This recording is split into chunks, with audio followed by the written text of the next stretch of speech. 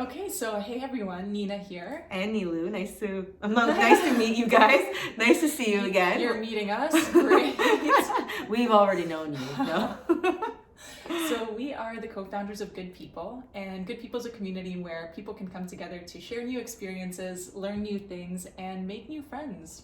Yeah, and I guess today we've heard from a lot of people who ask us about how we became friends and kind of our origin story, so we're here to talk about us, how we became friends, and to kind of take it from there. We have a little fun question game that we're going to play, so let's just dive in, right? I think so. Let's do it. So I'll start off with where we first got introduced, and this was in early 2019, around February. You know what? Our friend anniversary is this Friday. February 27th. Yeah, right? That's Friday or Saturday? One of those coming up. Our 2-year anniversary. Our 2-year anniversary, but it literally feels like a lifetime. Yeah. And so we originally met early 2019. I had just shut down a company that I'd run for 3 years, and I was sort of at the point of my life where I was wondering, okay, what do I do next? Do I go get a job? Do I make my first real paycheck as a 28-year-old? Is it time now? Do I want to start another company? You know, what are kind of the options for me? And so I was putting in job applications, figured I'd be productive kind of while I was figuring out what I was doing. I'd literally put in one job application, get like 2 rejections back. For the one job. Yeah. For the one job, yeah. Just based on a few weeks apart. They're like, we reconsidered, and no, we just wanted to let you know it's still in case you missed our email or had any hopes about it's still, we just wanted to preempt you, it's still a no. And I was like, okay, I'd be interested in starting another company, but knowing how hard it is, having done this for a while, I would only do it with somebody else. I would not be a solo founder. It's just too much work and way too hard. Yeah. And the only space I'm really interested in at this point is the dating space. And so, you know, in 3 years in tech, 3 years in startups, I'd never really met anyone who was thinking around these questions or who was trying to solve these kinds of problems. It was much more around like crop insurance, crop tech. I love that crop insurance is like our go-to as like defining the tech space in Canada. And I feel like it's already such a passé thing. I feel like that was so 2019, 2020, and now it's about like... Now you insure the insurance of the crop insurance. It's like those Russian dolls, like... And I was like, oh, I mean, yeah, maybe somebody's interested in dating out there. Sure, maybe. And I figured like, okay, I just have to say it once just to feel like I did my part, I put it out there, and then I can go back to my job rejections and just kind of see what's in store for me there. So at the time I was running a startup meetup in Toronto, and, you know, I went and just once in passing was like, yeah, just shut down my company. Yeah, potentially looking for another one in the dating space. Anyway, here's what I can help you with. Here's where my expertise is. Next person. And at the end of that event, somebody came up to me that I'd never met before and was like... I never met after. Yeah. No, I'm kidding. He just came in and was like, I have a friend that you should meet. She's also building something in the dating space. I think it would be great for you two to connect. I'll go make that introduction. And I was like, yeah, great. That sounds cool. Unexpected. Wonder what kind of dating app. We'll see what comes out of it. And he sent me a Facebook page with like a bit of information. No, there was no information. It was just a title with nothing. It was just, I created a Facebook page. And I remember like I had just deleted my Facebook account. So my whole resistance was like, oh, I have to log into Facebook to see this and I don't want to. And so I was like, oh, thank you so much. Is there any other information, like a website perchance or an Instagram or something that I don't have to log into my Facebook? I feel like the fact that you didn't have Facebook made the connection possible. If you'd actually gone on that Facebook page, you would not have wanted to meet me. I'm sure there's information on this Facebook page. I'm just not going there. I was like, it's all behind this locked wall. If only I were to access it. Yeah, you not going to Facebook was the reason behind our meeting.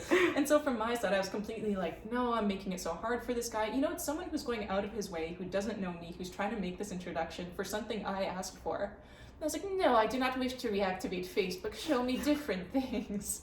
And I'll let Niloo take it from there. Yeah, so the guy that she's talking about is Ben Sanders, and he was one of the co-founders of Clearbank and like kind of my boss and mentor who kind of got me into the startup space, and a really, really good friend. And I always think of Ben as like the most efficient friend I've ever had, where like we don't interact that much, but he'll literally come at a certain point in my life, be really like persistent, get me to do something that changes my life, and then just leave. And then he'll come back like 5 years later, do the same thing again, and then just leave. So I feel like I already trusted him so much, and like I was telling him about like, yeah, I'm, you know, thinking about doing this dating app, and like this is something I'm working on. And I was already working with another co-founder at the time. So like it was one of those things where it just started as a side project, and I was like, let's just see where this goes, and we don't really know, and we'll have hackathons and we'll do it together. And it was just getting to a point where I was starting to get more and more passionate about it, and I was like, I actually want to do this full time, or I'm feeling like I'm ready to quit my day job and like all that kind of stuff. And this was the divergent point in the road where it was like, one, this girl also didn't want to, she was like, I kind of really like what I'm doing, and like I just want this to be a side project, I don't really want to commit to it going any further.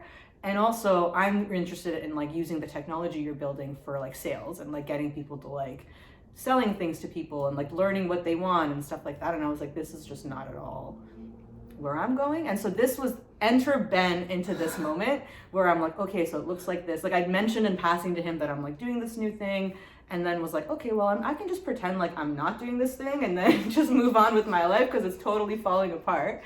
And so he started coming after me, just being like, hey, there's a woman, she's interested in your company, but she needs more than the Facebook page. What do you have? What do you have? What can I show her? And I was like, Ben, I don't have anything. What? Oh, just let me send you something. And just like didn't respond to his messages for days. And it's just like, I don't want to meet this woman. I don't want to do this company. Like, and I think the biggest thing was I just didn't expect, or the way that he phrased it didn't make me think like it was a potential co-founder or was a young person. I just thought like he had like pitched, because Ben does this. He literally goes and like pitches something that's a half-baked idea in your mind to other people in this like really enticing way, and just like gets people to buy into it, and you're like, doesn't exist, this isn't even what I'm doing. Now he's got an investor for me, fuck, now she wants more than the Facebook page, I can't.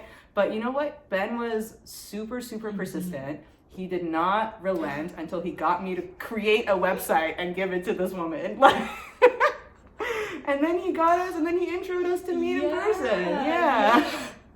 We call him the OG matchmaker because he just went in hard and he made the best match of all. The one perfect match, and it was just. And then he was out of he was like the fairy godmother, like poof, he just like left us, like.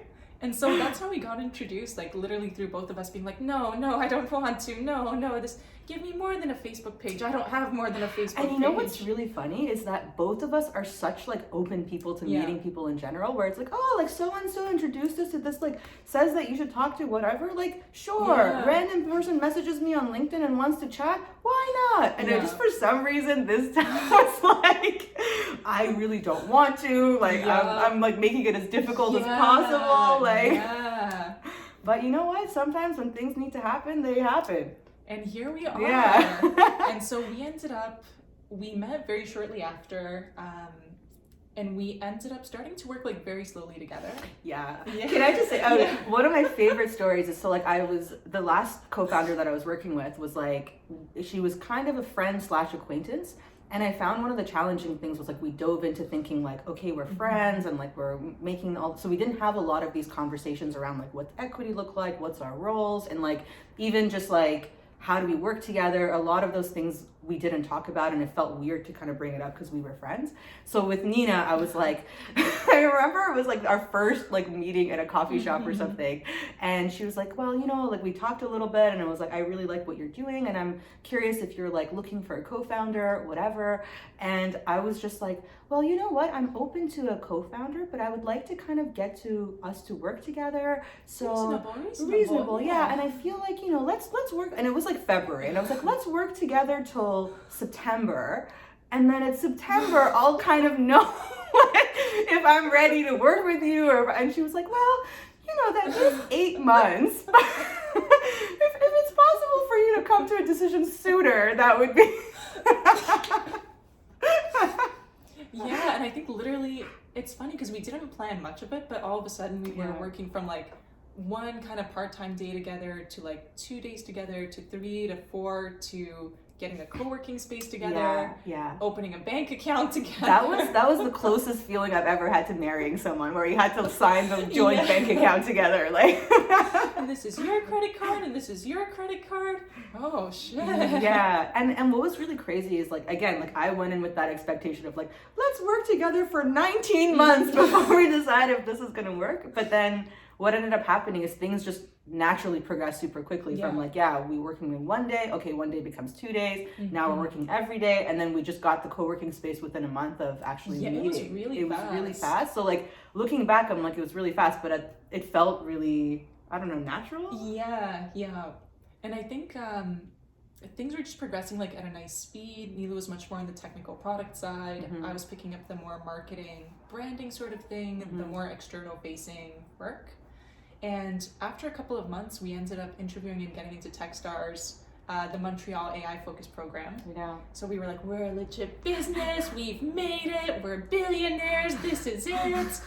And that ended up happening in September when we were supposed to officially become co-founders. Yeah, that's right. Imagine if we'd just been like... Yeah, it's kind of crazy because it makes me think of like when you're, I don't know, whether with a friendship or business relationship or personal romantic relationship, it's like, I think we should move slowly. I think we should move.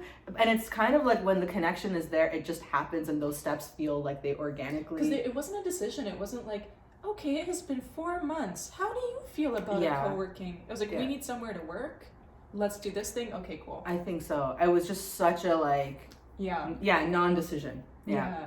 And I think Techstars is really, like, we were definitely friends by then, but I think it was sort of the like, I like you, you like me, we go out together, cool, this is fun, but it wasn't like a we've been through things, man. Oh, we were about to go through things. We were about to go through some crazy things. Like we were still on the honeymoon, like we go out and party on King West sometimes. We did Collision Conference and I slept over. This is so fun. This is real friend stuff now. And then Techstars ended up really putting us through the ringer, and that was such a huge, like, both business and personal kind of growth. Yeah, and I think that's where we first started to have our, I don't know, like conflicts that came up that weren't the kind of things that you could brush off or be like, it's just a difference of opinion and that's fine. She thinks that, I think this. And I was just going to say, for a bit of context too, we were living in a house that had 2 bedrooms. It did have 2, but one of them was like a huge master with bookshelves, like a big closet, like a king size bed that only took like 1/4 of the room. Just imagine how big that room is. And then the other room was like a single bed tucked in the corner, no closet. You couldn't store anything in there. You pretty much just like leapt from the door into the bed and then crawled your way out to get out, and that was like the second room. And it was like I literally couldn't put my suitcase in the room because of how small it was. I had to put it in a different room, like. And so those were our living conditions while going through Techstars, which is like just a really intensive 3-month accelerator program. And so it was literally like we would get up, we would walk 40 minutes to work together. We would work. Was it 40 minutes? It was. Oh my god. Those were dark times. It builds character. It builds character. There and back every single day. Yeah. And so, like we would walk there together. We would work at the same desk from, I don't know, like 8:30 till 6-ish every day. We would walk back together. Then we would cook and grocery shop together. And then literally, I remember we would go and like sit in the bathroom and Techstars sometimes. I know. Just to have private space from like everybody else and from each other. Yeah. And just be like, I'm on my phone, nobody can talk to me, nobody can ask me for things, this is my time. Yeah, it was really tough, and I think definitely what Nina's saying around like we kind of tried, we were there for 3 months and we tried to keep it fair by like splitting the time that we each got the trash bedroom. So like for like the beginning, first I took the really crappy bedroom, and so like that was mentor madness, and I just like associate that whole process with like literally what Nina's talking about, where like you go every day's the same, you get grilled by 80 people who just hate your guts and just like shit on everything you're doing. You don't have any time to process, you're together 24/7, so you don't have any private space from each other or anything. And I just remember being in this like little tiny bed that my feet stuck out from the end of it, and just being like, the morning comes and you're like, this is the only time or space that I have to myself, and I go outside of this room and it's not mine anymore. And I feel like for you, Nina, we switched near the end where it Yeah. was like demo day and like Yeah. practicing for the pitch and stuff like that. So it's like we all have the worst moments of Yeah. Techstars in that little bedroom. Yeah. It's like, all I know is this room and these cue cards in the pitch. Yeah. And that was a month and a half of my life. And I think what was really crazy about that, and like I don't know if we want to jump into the little game Yeah, of questions we're playing, but I just want to say this thing. Like one of the things that was crazy and kind of made the conflict both challenging and like also like it really it was one of those make or break things where it definitely could have broken our friendship, Mm-hmm. but it was also a situation where because of the fact that we're building a business together, one, and like what we were going through in Techstars, like one, we had a lot of conflicts come up, but then also we weren't in a position to be able to say, all right, I'm just not going to deal with this, or I'm going to brush it under the rug, or I'm going to leave. Oh no. It was like, no, we need to deal with this. And I think it's not my favorite memory, but like we literally had one day where we had a public blowout in the like room in Techstars, and we're like yelling at each other, and everyone else is just like quietly working on their computer. I can't hear anything. This room is so wide, I can't possibly hear what those two girls are yelling at each other. And that was just and I think one of the craziest things, or like, I don't know, I think that experience of like whatever, however month long or thing of just literally feeling like you're continuously coming up against conflict, things aren't getting resolved. You have a conversation, you think, okay, we dealt with it. And then the next day, the same thing. And the next day, and you're just like, I don't know what else I can do. I don't know what else I can say. I don't know how else to solve this problem. I don't know how to move forward. And I think kind of going through that period together really just made me understand, like, I don't know what the difference is between kind of like real love and like whatever other kinds of love, where you're like, I hate you right now and I hate every moment of being with you, but like and I feel like I'm not being myself, I'm not being my best self, I'm not trying to kind of manage the situation, like we're both just like, I hate this and I'm going at it, and it made me feel like there's a sense of trust there to feel like I can do this and I can kind of hash all these things out and bring all these things together, and I know that I trust that this person isn't going to leave at the end of that. And I felt the same way about you, where it was like, she can be as horrible as she wants, but like, and I hate it, and I'm not gonna tell her that I don't hate it, but like at the same time I know that I'm not gonna leave. And I think that kind of, I don't know, that really made me feel like, oh, it's closer to kind of what you have with your family, where it's like, oh, we can literally do whatever we want to each other, but we know that we're gonna come back, right? Yeah. And so Techstars wrapped up, and we ended up booking a trip to Brazil. And we're like, this was such a hard 3 months in our life. It was... We just want to be Instagram stars now. Can we please stop doing startups? Yeah, we were pivoting out of the business. Like, we were leaving behind the dating app that we were building. We didn't know what we were moving into. We just knew it was not a dating app. And so we were like, let's just go be somewhere else. Like, we don't have to be in Toronto. Maybe a change of pace would be nice. We're like just the closest of friends now, so let's just go travel somewhere. we're literally as close as it's possible to be. Yeah. And like, oh, I've never wanted to travel with anyone before, let alone for months at a time. Yeah. Let alone to somewhere that's so far like Brazil, where it's not like, oh, Montreal, I'll take a 6-hour train back, worst case. I feel like after Techstars, it was like there's literally like Brazil feels like child's play now. Like, oh, we get to have fun and like what is fun? Just like if you're thinking about like, I don't know if I can travel with this friend. I don't know if we can get along. It's like we literally went through the most like grueling boot camp and came out of that like and so not hating each other. Like in Brazil too, we upgraded and or downgraded from our 2-bedroom situation to a 1-bedroom situation. Same thing with like 1 big bed, 1 little tiny bed. Yeah. We did, and you took the little guy. Yeah. I was like, this is my lot now. I'm used to the little bed from Montreal. This is fine. And we ended up having a really good month there, where we figured out the next iteration of our business, and we had plans to spend a couple of months in Brazil, go to Luxembourg, maybe some different parts of Europe, and then go to either LA or New York for like 6 months or so. Yeah. And so we had all these plans. We're like, we're not going to be back in Toronto. 2020 is going to be just our year abroad. Oh yeah, 2020 is our year to travel. And then we did 1 month in Brazil. And we ended up having to, obviously this was like, we left in early February, so early March we were on a plane back. Emergency decision to just be like, I remember I was like, no, we can just stay. I mean, what is COVID? Like, we'll just rent a house. It's fine. Brazil's warm. There's a beach. Why would we go back to Toronto? Yeah. Oh my God. It was insane. Like, we were with a group of people there, and I just remember like COVID was a vague idea because I think it happened in Canada earlier than it happened in Brazil. So sure. I just remember talking to my parents, and they're like, COVID is a thing. I'm like, you guys are crazy. Like, come on, guys. You're watching conspiracy theories. It's not anything, whatever. And I just remember like being at dinner with a few other people who were there, and we were deciding to like stay for another month.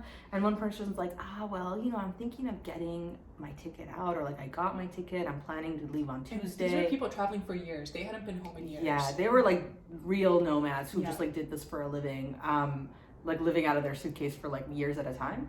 And so they're like, yeah, I just got my ticket back. And then this one person said it, and it's like, I'm gonna leave on Tuesday.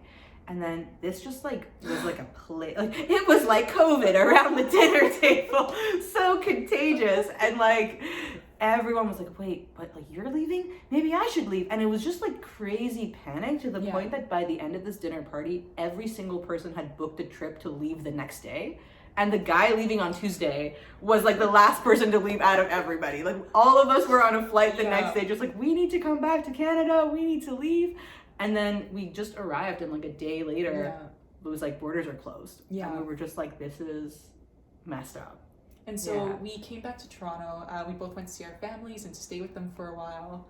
And I think when we realized that COVID wasn't a thing that would be like a month or two, before things got back to normal, but it was really like spring, summer, fall, winter. Like, what? It's just like I saw a meme about this that was like, I wish you could like, it was like if someone told you this is like the montage part of your story or something, like it's like you're just sitting in front of the window and the seasons are changing, and you're like, I wish this could go at like montage speed and just get to the rest of the And that's like really, I think at that point when we realized, okay, our plans for, because we kept pushing back, like, okay, maybe we'll go to Europe later and then we'll go to LA. Okay, maybe we'll just cut Europe out entirely and then go to LA. Maybe we'll just go to New York next year because it's close. We're like, this is just not even an option. It doesn't make sense to keep sort of keeping our lives on hold on the idea that maybe we'll be able to go somewhere else. Yeah. And I think really that kind of change of mindset and just being in that flux for so long, we were like, Toronto's going to be home at least for the next year. Like if something changes, okay, but we're not going to be in this mindset of, I'm expecting to leave here at the soonest opportunity, and so I will not commit to friends, I will not commit to like a place, I will not commit to anything because I'm just ready to leave as soon as I can. And I think that's really, I don't know, that helped us create good people too. I think just the sense of committing to where we're living, to creating a community there, and really realizing like, okay, we've been in Montreal for a while, we've been so deep in our startup for a while, we were in Brazil after, that we didn't have a close-knit community around us, and like thank God for each other and that we had such a strong friendship. But we were like, this is about it. There's nobody else in our lives that feels like this kind of such a close connection that you could do anything with. And we're like, what we've been through and kind of the relationship that we have now is so important to us and so valuable, and something that I don't know, kind of like couldn't have hoped for, couldn't have imagined. Thank you, Ben. Yeah. Shout out to Ben, fairy godmother. Guys, if you need connections, go to him. He will match you with the perfect people. And I feel like good people is our way to kind of create a space or a structure where people can come to make friends. You can meet like-minded people, you can share experiences, and sort of everything that we got through building a company together, through having all these both like trials and tribulations, but also fun and spontaneous experiences. Could we replicate that for other people and also grow our own community that way? And I think, that was like what, like echoing everything you said, like, I think, at least for me, it always felt like part of the reason I was so adamant on not being in Toronto was that I always felt like I don't have a community here. Toronto doesn't feel like home to me. And I feel like whenever I would go, for example, going to Montreal, I was like, oh, the Techstars family, this feels way more like home than I ever felt in Toronto. And so it always felt like we had these tight, like when we went traveling to Brazil, we became really close friends with the group that we met there. And it's just kind of like, oh, we go everywhere that's not Toronto, we go and make real friendships. But then in Toronto, like I have maybe passing acquaintances at best, and nobody that I'm like, this is my group, or this is where I really feel like home. And I think that was part of why I wanted to always leave. But I think when we kind of made that decision to say, okay, what about Toronto don't we like? What is not working for us? And just thinking like, well, we've literally never spent any time here. We've never really invested anything. Toronto has just been a place to kind of come in and come out for like, for me, I think most of my 20s has just been to like, land here, hang out with your family for a little bit, leave never really a place to invest in and like grow that community. And so I think that was very much kind of like, all right, if we want to do this for ourselves, if we want to make this be our home, how can we also extend that to other people and like make it a home, give them a way to make it their own home, I think, more so than like making it a home for them. And I feel like this is kind of me and Nina's thing. Wherever is the problem in our own lives, like, let's make our business around dating. I feel like, and then I feel like halfway through the dating app, it's like, well, I'm in a relationship now, so like, do you want to do like meditations? So I feel like it's just whatever is like an interesting problem to us at the time is like, okay, this is where I want to focus my efforts. Like, and I mean, it's funny though, because everyone that we've talked to, we're like, yeah, it's hard to make friends as an adult. Where do you go? Everyone we've talked to has been like, man, I feel you. I feel like I didn't make friends in college, or once I changed and I started to develop as a person, they're no longer my friends. I no longer feel as close with them. Or maybe we still go out for drinks, but I can't have these heart-to-hearts. They're not growing with me. I can't share all the parts of my life with them. And we're like, yeah, that's something we felt too. And if it's such a common problem, like, what is a way to kind of create that space? And so that's been kind of the journey of our friendship and our company and what brought us here. And we wanted to do a few fun get to know you questions. Cool. Okay. Question for you. Yeah. Do we want to do the do we want to make this our origin story and then do this another time, or do you want to do the game in this I think let's make this our origin story and cut here. Cut here. Well, this is our very first video, so we're live editing as we're talking to you. We've had zero planning before doing this video. It's just all execution, zero planning. That's how we like to roll. Yeah, I think I like our origin story. I like this. I hope you guys enjoyed it too, and I feel like this is a great place to wrap up. And we're gonna do a video every other Friday. So stay tuned for our next one. We'll be playing the game next time, and I think that'll be really fun. And then we'll take it from there. Yeah, and otherwise, if these are questions that you have on your mind, if these are things that you're thinking about, like, where do I go to find friends, work, especially in COVID, but I mean, honestly, this is just a COVID problem. I've always been super chill otherwise. You know what it is? I feel like this problem has always existed, but COVID just made it explicit. Oh, yeah. People just realized, okay, this is something I need. This is something I need to pay attention to. Whereas before, it's sort of like, I have those weird acquaintances and I don't feel fulfilled, but I'm also working and I'm busy and I don't really consciously notice how important this is to me. So I feel like that was the kind of weird blessing of COVID. But And for us too, like, I don't know, I think we've come to this point where we realized, okay, what for us has worked to make a really strong and like resilient friendship. I feel like we need to do an episode on how we feel when people call us resilient. That needs to be oh, that would be a fun episode to do. I feel like there's so many instances of that. But it's a robust friendship that has lasted through many challenges. And I think for us, it's really been having all these different experiences together and spending so much time with each other.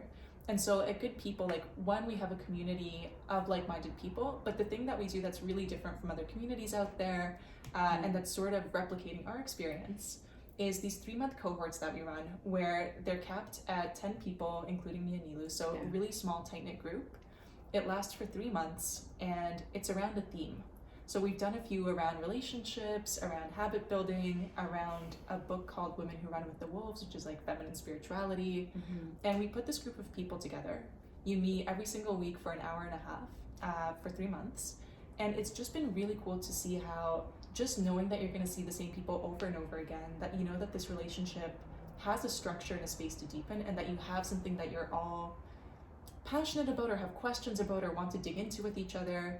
It's just created this really nice space for people to actually feel like they meet people who are interesting, they can build relationships, and it's not just like, I went to a networking event and I talked to you for 5 minutes and it seemed interesting, and now do we do coffee? Do we do a Zoom? Another coffee, and then another coffee. Exactly. And I think what's interesting is, like, as much as I feel like me and Niloo, I've definitely called her Niloo a few times, which is pretty alarming, but me and Nina, like, as much as I feel like it was pretty immediate when we actually met and we felt like, okay, there's a connection here and like, I like you, but I feel like if we didn't have that space to build a company together, if it was just like we met at A-list or a networking event, or like that was just the extent of it, it would be like, all right, well, you're really cool. Let's keep in touch. Let's have a coffee every few months. And it would just fall into that rotation of those acquaintance relationships that never deepen, and you never get to see any more of each other to be bought in to like to have that deeper relationship. And I feel like, I don't know, at least in my experience, it's always been your friends are either really haphazard, where it's like you meet one person and then you go out with their friends, and then now you're going out friends, but you don't really actually like any of those people, and you're like, oh, now these people get to be around my life all the time, and I didn't make this choice, but I just don't know how to find other people who to go out with or to have this kind of relationship with.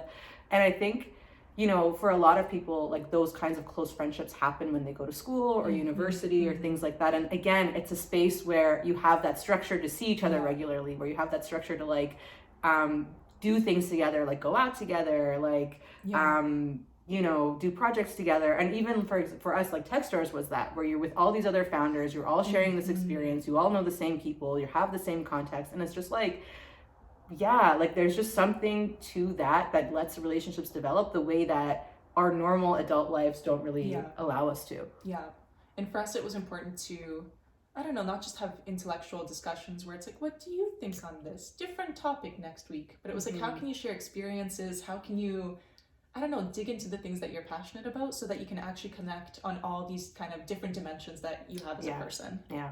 And so if that's up your alley, if that's something that you spend time thinking about, that you wish you had more of in your life, just go to wearegoodpeople.co. That's where we have all our information. That's where you can find out more, see if it sounds like it's up your alley.